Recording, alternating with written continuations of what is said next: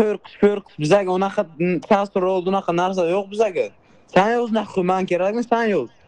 Nomerini tashladim.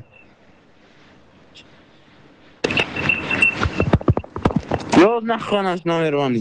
Любое время onlayn turaman. Krista, onlayn krista bilasan. Naqi sen chiqindi yo'qsan bera keldim, men tushunmadim. Mana aytibsin jigar.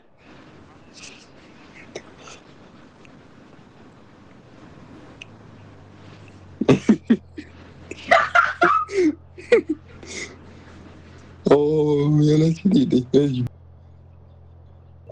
Akajonim jonim akamsiz, akam.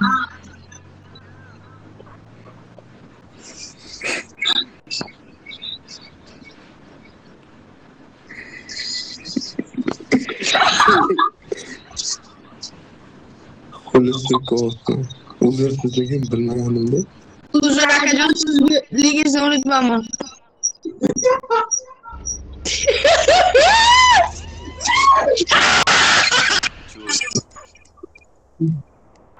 On amme. Alo.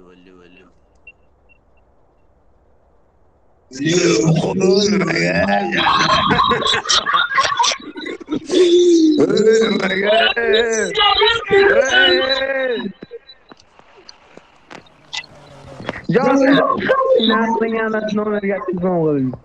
Darboyaman sekislarni.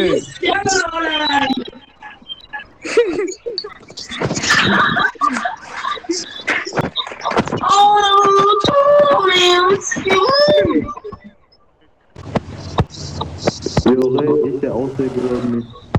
Rustam, Rus serveriga gapir. Bu yoq O'zbekiston jon yurtim elga maqnadir. Kerak beraman, shoshmang. Mudom yaraqsan, charog'onsan, go'zalsan, poytaxting suv ichar, daryo buloqdan dunyoga tengsiz O'zbekistonsan.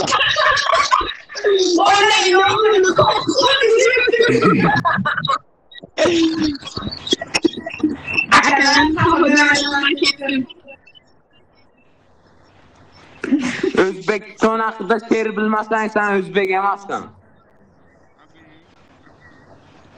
Kaz yo'l bile. Ota ko't bo'lgandan keyin farzand ko'p bo'ladi. Yana borni sekishdi. Sekishlarmi? Boshqa narsa bor, ana telefon.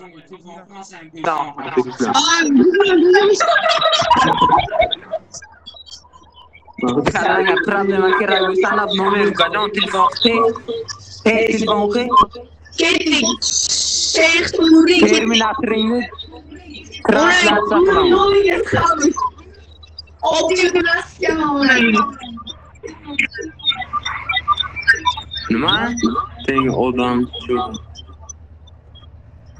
O ana, skirsoto. Gajon banka ketasan terminal